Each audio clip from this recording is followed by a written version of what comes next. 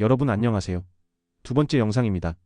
지난 시간에 자소서는 첫 두세 문장이 아주 중요하다고 얘기했었죠. 심사위원은 앞부분 몇 문장만 읽어보면 뽑을 만한 사람인지 아닌지 금방 알 수 있거든요. 그래서 오늘은 첫 문장을 어떻게 시작해야 하는지에 대해서 얘기할 생각입니다. 소제목부터 먼저 얘기하자면 바로 이 두 가지인데요. 1번 이렇게 쓰면 무조건 불합격. 2번 처음부터 끝까지 심사위원의 관심을 끌 수 있는 가장 강력하고 쉬운 방법입니다. 지난 영상에서 이어지는 내용이니까 혹시 지난 영상을 안 보셨다면 먼저 보고 오시길 바랍니다. 그래야 오늘 내용을 내 것으로 만들 수 있거든요. 먼저 이렇게 쓰면 무조건 탈락하는 자소서부터 보겠습니다. 제가 예시를 보여드릴 텐데 아마 이게 왜 문제지? 하는 분들도 많을 거예요. 실제로 지원자 100명 중에 30명 정도는 이렇게 쓰더라고요. 저는 이렇게 쓴 자소서들을 보자마자 빵점을 주고 싶었거든요.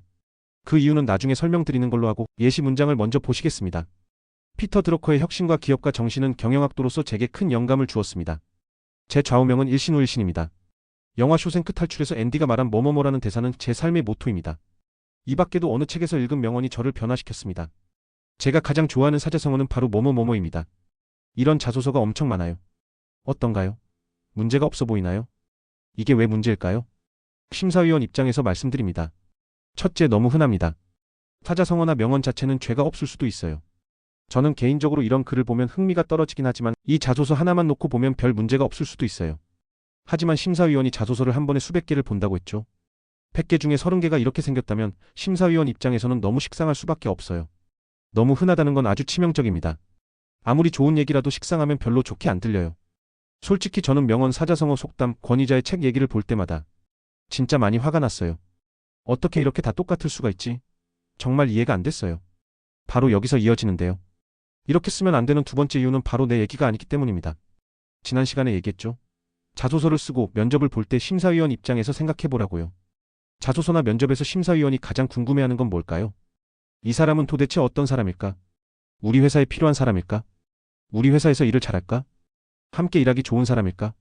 이런 거 아닐까요? 자소서를 쓰라는 이유가 바로 이거예요. 자소서는 지원자가 어떤 사람인지 알아내기 위한 수단이에요. 심사위원이 당신을 파악할 수 있는 방법이 달랑 이 서류 한 장뿐이잖아요. 그렇다면 지원자는 내가 어떤 사람인지, 내가 왜 뽑혀야 하는 사람인지를 보여주고 설득하면 되는 거예요. 그런데 지원자들은 자기 얘기는 안 하고 명언이나 사자성어, 권위자의 생각을 장황하게 드러나요. 기자 직종 자소서를 보면 노엄 촘스키 얘기가 진짜 많아요. 내가 궁금한 건 촘스키가 아니라 바로 너라고. 이렇게 화가 나요. 제발 이렇게 쓰지 마세요. 지난 시간에 심사위원 관심을 끄는 가장 강력하고 쉬운 방법을 알려드린다고 했죠. 그게 바로 이겁니다. 내 이야기를 해라. 가장 쉽고 강력한 방법은 바로 내 얘기를 하는 겁니다. 남들과 어떻게 다르게 쓸지 고민하지 말고 그냥 내 이야기를 하세요. 나랑 같은 사람은 세상에 없거든요. 나와 생김새가 같고 경험이 같고 생각하는 것까지 똑같은 사람은 없어요. 그러니 남들과 다를 수 있는 가장 강력하고 쉬운 방법이 바로 내 얘기인 거예요. 그런데 내 얘기라고 아무 얘기나 하면 다 합격이냐? 물론 그건 절대 아니에요. 중요한 게 하나 더 있습니다. 내 얘기를 하되 회사가 관심 있는 얘기를 해야 해요. 심사위원이 가장 궁금해하는 건 어떤 사람이지? 일 잘할까? 이런 거잖아요. 그렇다면 나는 회사에 필요한 사람이라는 걸 자소서와 면접에서 보여주면 되는 거예요. 그런데 회사마다 생각하는 인재상과 자질이 다 다르잖아요. 어떤 회사는 성실한 사람을 좋아하지만 어떤 회사는 성실은 필요 없고 무조건 머리 좋은 사람만 뽑는다. 이럴 수도 있거든요. 그렇다면 지원자는 뭘 해야 할까요? 회사가 어떤 사람을 원하는지 꼭 알아야겠죠? 예를 들어볼게요. LA 다저스 야구단의 투수로 지원하면서 저는 하체가 엄청 튼실하고 페널티킥을 기가 막히게 찹니다. 라고 말하는 지원자가 있어요. 하체가 튼실한 건 분명 장점이지만 야구단이 이 지원자를 뽑고 싶을까요? 여기 왜 왔냐?